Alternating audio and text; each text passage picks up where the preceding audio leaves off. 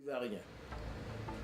Au départ, nous devons affirmer qu'il y a une incompatibilité du colonialisme et du capitalisme avec le développement humain, avec l'évolution humaine dans le monde.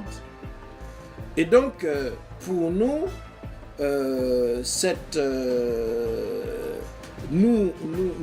nous avons, par rapport à la situation des dernières colonies, une grande réprobation idéologique par rapport au projet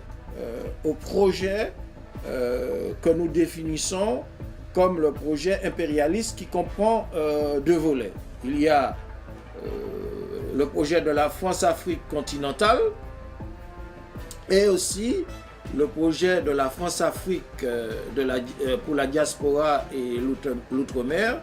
Et ces deux projets ont été menés de pair avec l'impérialisme, les patrons de l'Empire à l'époque, qui étaient le général de Gaulle et Jacques Foccart et consorts. Et ces deux projets, ont été façonnés spécifiquement pour contrecarrer le panafricanisme dans ces projets anticolonialistes de libération nationale de l'Afrique et des dernières colonies des Outre-mer. Ceci est très important et est à l'origine de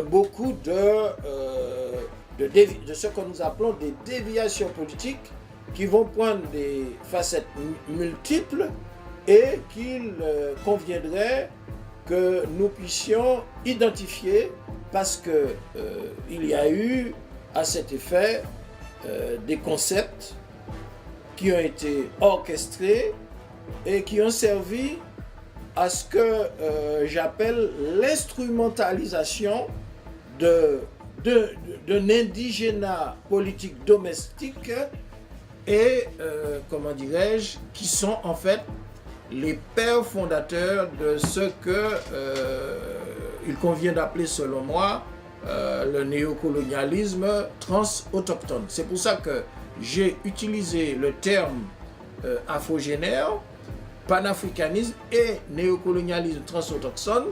Et c'est à partir de ces éléments que nous allons essayer de réfléchir pour comprendre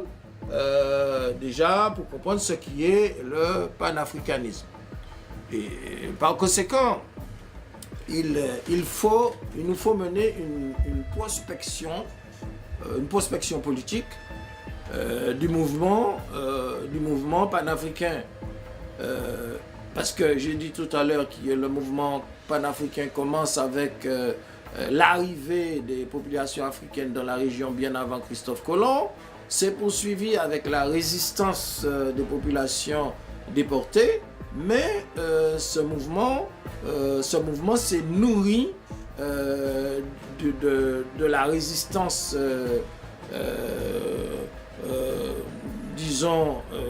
de Simon Bolivar, la résistance bolivarienne, qui est liée aussi à la pensée panafricaine de Toussaint Louverture. Et en Martinique, nous allons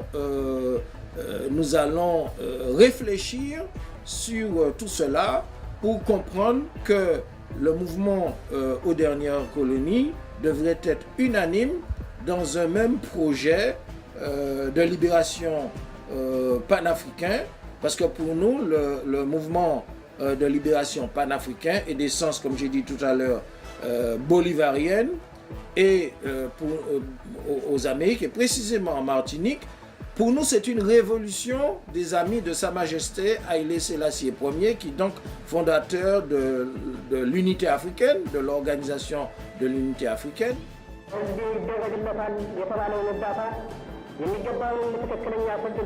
En 1936, l'empereur Haïlé Sélassié d'Éthiopie, à la tribune de la Société des Nations, dénonce l'abandon de son peuple.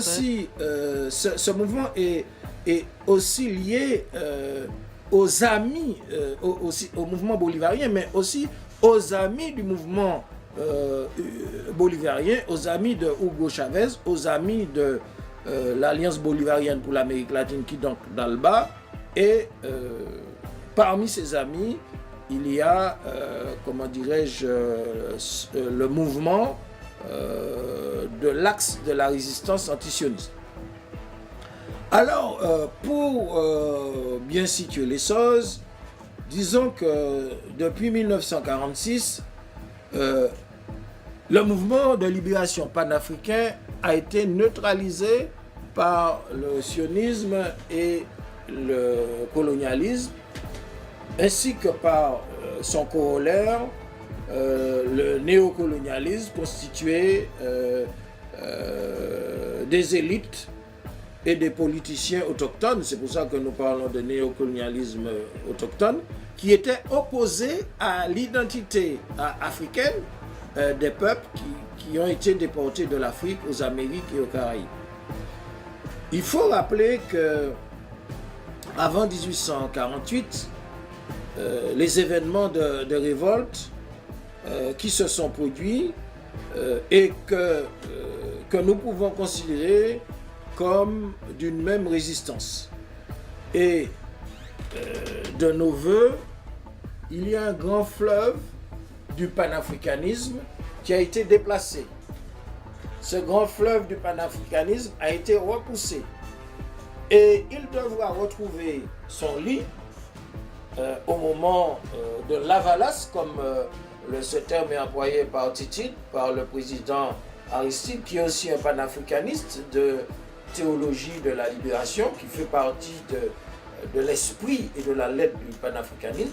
Donc ce panafricanisme doit retrouver son lit comme un grand fleuve et il faut attendre ces événements qui sont prévisibles à l'horizon des évolutions cycliques des différents événements qu'on ne pourrait pas prévoir du point de vue matérialiste, mais des événements qui sont imprévisibles et qui concernent la résistance mondiale des peuples,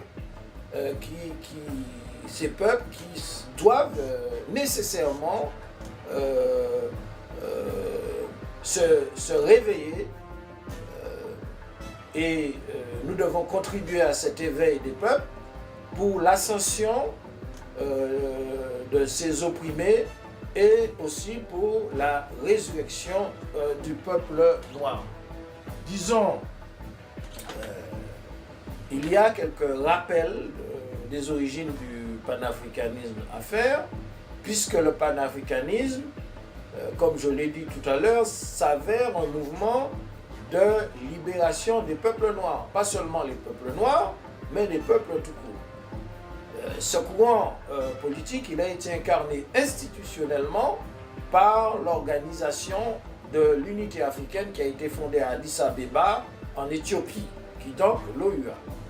Et il y avait à l'origine de cette fondation des gouvernements, des personnalités, dont l'un des initiateurs que nous devons rappeler, qui est Sa Majesté Haïlé Sélassié Ier d'Éthiopie, l'Éthiopie qui reste encore aujourd'hui le siège de cette organisation.